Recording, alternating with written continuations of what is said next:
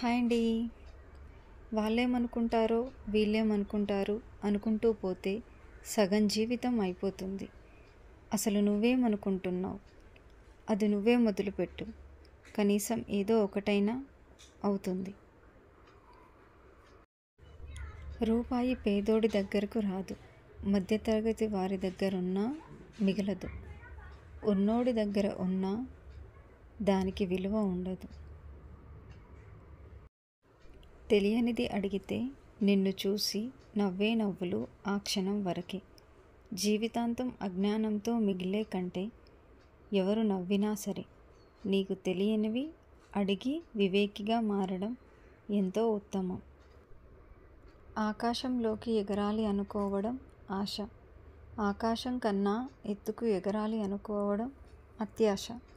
ఆశ నెరవేర్చాలి అనుకో, అది నిన్ను బ్రతికిస్తుంది.